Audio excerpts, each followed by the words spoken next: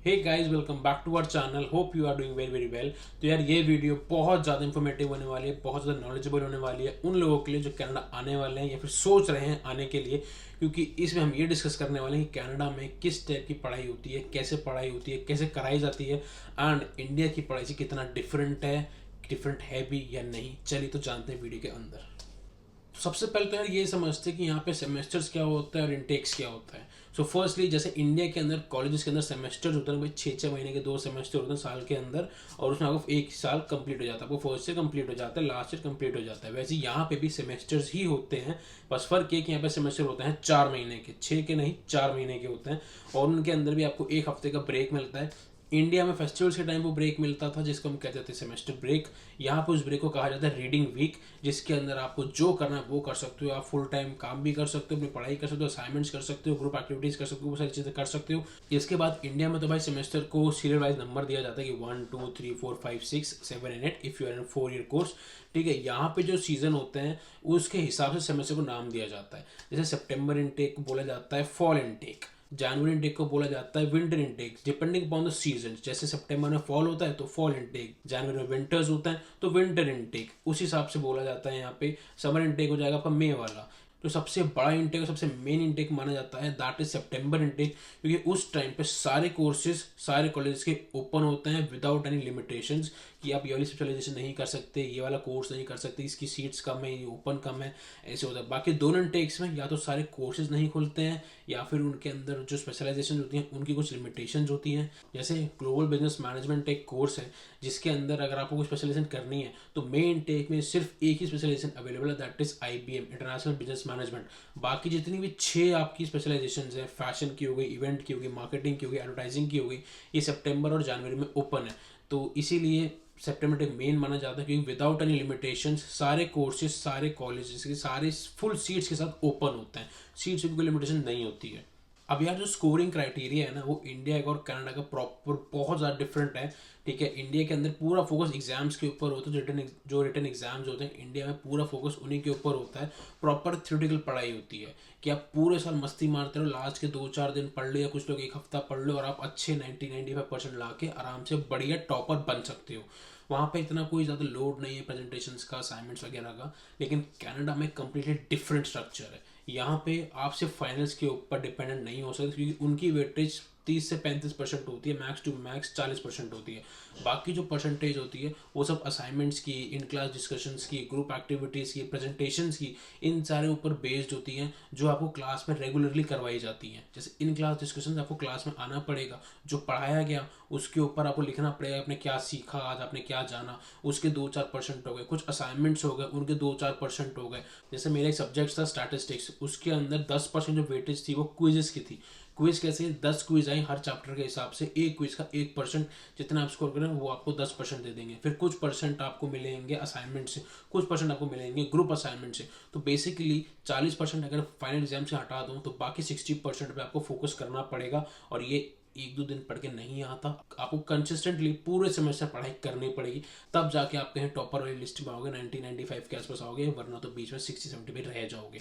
तो इंडिया में 1-2 दिन पढ़ के टॉपर बना जा सकता है, कनाडा में ऐसा नहीं है, कंसिस्टेंटली पढ़ना पड़ता है। पढ़ाई प्रॉपर थ्योरेटिकल नहीं होती है, प्रैक्टिकल भी होती है, रिसर्च बेस्ड भी होती है।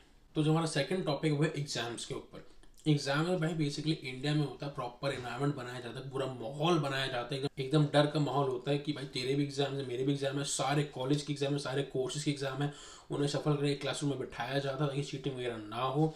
तो एकदम प्रॉपर फुल फ्लेश्ड प्लान के साथ होता है, कोई क्लास वगैरह नहीं चल रही होती है, सबके एग्जाम्स होते हैं, सब लोग पढ़ के आ रहे होते हैं, सुबह शाम एग्जाम चल रहे होते हैं। कनाडा में ऐसा बिल्कुल भी नहीं है। एक मीम चल रहा है ना आजकल की एग्जाम लेने का तरीका थोड़ा कैजुअल है। क्यों? क्योंकि ऐसा हो सकता है क्योंकि क्लास के टाइमिंग्स पे ही एग्जाम होते हैं, कोई स्पेशल माहौल नहीं कर बनाया जाता है कि भाई एग्जाम्स आने वाले हैं, ऐसा होने वाला है, ऐसा कुछ नहीं है। हर कोर्स का जो क्लास की टाइमिंग होती है ना, उसी टाइमिंग में आपका एग्जाम ले लिया जाएगा।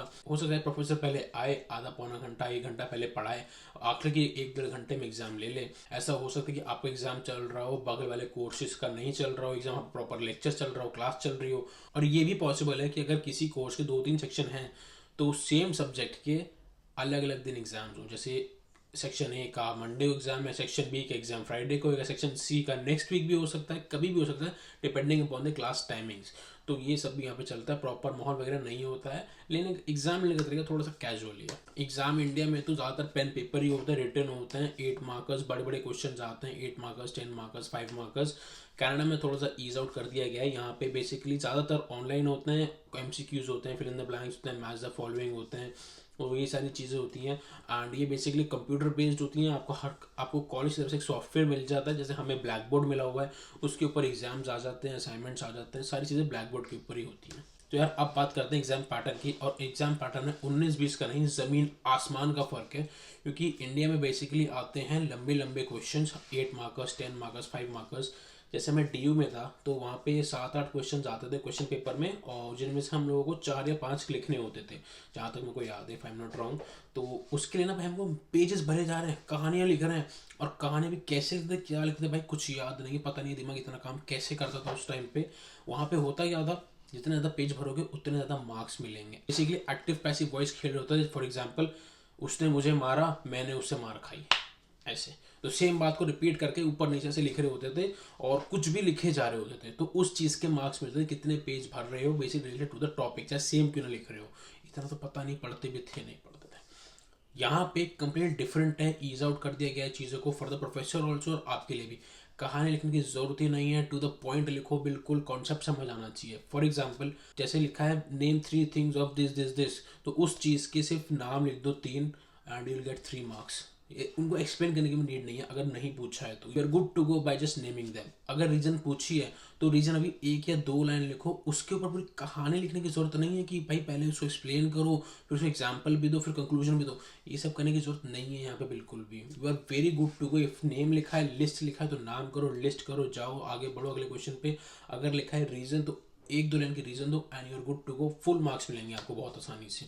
यहाँ पे MCQs होते हैं, OMR शीट्स होती हैं, फिल इन द ब्लैंक्स होते हैं, मैच द फॉलोइंग होता है, थोड़ा बहुत यही सब होता है यहाँ पे। तो आपको कॉन्सेप्ट क्लियर होने चाहिए। जैसे मैथ्स के एग्जाम में ना आपको फॉर्मूला रटने की कोई ज़रूरत ही नहीं है, फॉर्मूला शीट आपको मिल जाएगी, आपको उनकी एप्लीकेशन आनी चाहिए, कैसे उनको अप्लाई करना है। आपको फॉर्मूला दे दिया जाएगा, क्वेश्चन भी आ जाएगा सामने, बस अप्लाई करना सीख जाओ, and you are good to. Conceptualization पे बहुत ज़्यादा फोकस है, रेक्टिफिकेशन पे बिल्कुल भी नहीं है। बाकी जो चीज़ें हैं, ग्रुप असाइनमेंट्स, जिसमें आपको 4-5 ग्रुप बना दिया जाएगा, साथ में काम करना होगा किसी टास्क के ऊपर, किसी टॉपिक के ऊपर, प्रेजेंट करो या फिर कुछ PPT वगैरह बनाओ, वर्ड फाइल बनाओ, ये सारी चीज़ें होती हैं। ये दोनों जगह ऑलमोस्ट कॉमन ही है। इंडिविजुअल असाइनमेंट्स हो गए, आपको क्वेश्चन पेपर्स वगैरह दे दिए जाएंगे, सॉल्व करो, ऐसे PDF वगैरह बनाओ। तो ये सारी चीज़ें हैं बेसिकली। बस थोड़ा सा डिजिटली फ़र्क है कि इंडिया में ज़्यादा हैंड रिटन चलते हैं, यहाँ पे थोड़े से डिजिटली चलते हैं कि वर्ड फाइल बनाओ, PDF फाइल बनाओ, PPT बनाओ को वैसे वगैरह के भेजो। तो इन चीज़ों में इतना मेजर फ़र्क नहीं है, लेकिन हाँ एग्जाम पैटर्न्स में और पढ़ाने तरीके में काफ़ी फ़र्क है। एक और है, यहाँ पे आपको डिसिप्लिन रहना पड़ता है अपने डेडलाइंस के साथ, क्योंकि इंडिया में तो प्रोफेसर थोड़ी सी अच्छी बातचीत है, तो सर ले लो, 1-2 दिन लेट ऐसे कर लो, थोड़ा चल जाता है इधर उधर। लेकिन यहाँ पे ऐसा बिल्कुल भी नहीं होता भाई, जो डेडलाइन दी गई है वो ही होएगी, उससे आगे पीछे 1 सेकंड भी नहीं होता है। अगर मिस हो गई डेडलाइन तो मिस हो गई। मेरी एक फ्रेंड है, वीडियो बनाने का हमारा एक टास्क दिया गया था, तो मैंने सबमिट करी थी अराउंड 11:55-59 तक की थी, और उसने 12:02 के आसपास सबमिट करने की कोशिश करी तो नहीं हुई। तो यहाँ पे 1-2 मिनट से बहुत फर्क पड़ जाता है, सबमिट नहीं होती है और आपके यहाँ पे 0 लगते हैं। No question asked, no grace given, 0 लगना तो लगने हैं। और जैसे मैं DU में था, तो अगर आप किसी सब्जेक्ट में फेल हो जाते हो या फिर उसमें आपकी बैक आ जाती है, तो वहाँ पे ऐसा होता है कि जिस सेमेस्टर में फेल हुए वो उसी सेमेस्टर में आप रिपीट कर सकते हो। यानी कि अगर ऑड सेमेस्टर में फेल हुए हो तो आप अगले ऑड सेमेस्टर में ही उस सब्जेक्ट को रिपीट कर सकते हो। फॉर एग्जांपल, अगर आप पहले सेमेस्टर में किसी चीज़ में बैक आई है तो सेकंड में आप उसको नहीं पढ़ोगे, आप सेकंड में नॉर्मल ही पढ़ोगे आगे की तरफ। लेकिन थर्ड सेमेस्टर में आपका एक सब्जेक्ट बढ़ जाएगा, वो है फर्स्ट सेमेस्टर वाला। मतलब हर कोर्स के सेमेस्टर डिसाइडेड होते हैं, उसी हिसाब से आप उनको पढ़ोगे एंड लूज करोगे। तो फर्स्ट 1, 3 और 5 में एक कुछ सब्जेक्ट्स होते थे, 2, 4, 6 में कुछ होते थे। DU में ऐसा चलता था। तो अगर आप 6th में या 4th में किसी में फेल होते थे तो आपको 1 साल वेट करना पड़ता था उस समय कोर्स को पूरा करने, डिग्री कंप्लीट करने के लिए। लेकिन कोई इतना एक्स्ट्रा चार्जेस नहीं थे, बहुत ज़्यादा मिनिमल थे। लेकिन यहाँ पे ऐसा नहीं है। अगर आप किसी कोर्स में फेल हो जाते हो, किसी सब्जेक्ट में फेल हो जाते हो, तो नेक्स्ट कोर्स को आप उसको नेक्स्ट में पढ़ने के लिए आपको कुछ $1200-1500 एक्स्ट्रा देने पड़ेंगे। In some subjects $2000 also, depending upon the subject, price vary करता रहेगा। तो 1000 से 2000, 2500 तक ही जा सकता है। तो ये बहुत ज़्यादा अमाउंट हो जाएगी इंटरनेशनल स्टूडेंट के लिए। तो कोशिश करके फेल ना हो। अगर गलती से वो कोर्स किसी अगले कोर्स का प्री रिक्विजिट निकल गया तो भाई आपके तो फिर लग गए। क्योंकि आप अगला कोर्स भी नहीं पढ़ सकते हो, फिर आप 1 2 3 4 बैकअप में ही चलते रहोगे, आप कैचअप, फिर आप कैचिंग गेम खेलते रहोगे बाकी क्लास के साथ, जो कभी पूरा नहीं हो पाता है। इसीलिए मेक श्योर कि आप अच्छे से पढ़ाई करो और फेल बिल्कुल भी ना हो। अटेंडेंस का यार थोड़ा सा डाइसी है, हर टीचर बोलता है, हर प्रोफेसर बोलता है कि अटेंडेंस के मार्क्स हैं, क्लास में आया करो, लेकिन कोई अटेंडेंस लेता नहीं है, ना कुछ मार्क करता है। आप क्लास के बीच में उठ के जा भी सकते हो, आ भी सकते हो, कुछ खा पी भी सकते हो, तो इतना कोई सीरियसनेस नहीं होती उस चीज़ के अंदर तो। लेकिन अगर आओगे तो अच्छी बात है, कुछ सीखो के जाओगे, आपको एग्जाम में हेल्प मिलेगी, घर जाके ज़्यादा नहीं पढ़ना पड़ेगा। नहीं आते हो तो थोड़ा सा आपके लॉस नेटवर्क में लूज़ करते हो, प्रोफेसर की नज़रों में आप नहीं आ रहे होते हो, तो ये सारे कुछ उसे प्रोज एंड कॉन्स हैं। तो यार ये कुछ मेजर मेजर डिफरेंसेस थे जो मुझे लगे कि आपको बताने चाहिए, क्योंकि ये मेजर मेजर डिफरेंसेस हैं ऑलमोस्ट। बाकी तो अब छोटे मोटे तो आप जब आओगे तभी फील कर पाओगे, और मैंने सिर्फ एक ही सेमेस्टर पढ़ा है, तो मैं आपको फर्स्ट हैंड एक्सपीरियंस प्रोवाइड करवाता हूँ। जो मैं फील करता हूँ, जो मैं एक्सपीरियंस करता हूँ, वही मैं आपके साथ शेयर करता हूँ। जैसे जैसे मेरी लाइफ में आगे बढ़ती जाएगी, मैं वो सब आपके साथ शेयर करता जाऊँगा, ठीक है। तो मैं कोई एक्सपर्ट नहीं हूँ जो आपको सारी बातें बता सके, या फिर आपको एक बढ़िया सी गाइड बुक ला के रख दे कि भाई ये चीज़ है, कैनेडा में सक्सेसफुल होना है, ऐसा बिल्कुल भी नहीं है। I am just sharing my experience, my opinion to you. हाँ, लेकिन क्योंकि मैं खुद एक्सपीरियंस कर रहा हूँ, वो आपके साथ शेयर कर रहा हूँ, तो एक फर्स्ट हैंड एक्सपीरियंस आपको देखने को, सुनने को मिल जाता है। That is a very good thing. बाकी वीडियो आपको कैसी लगी, कोई और कंपैरिजन अगर आपको चाहिए, आपको पता हो कि ये फ़र्क है, तो कमेंट सेक्शन में ज़रूर बताना दूसरे लोगों के लिए, मुझे पता चल जाएगा। बाकी keep liking, keep subscribing. Thank you so much.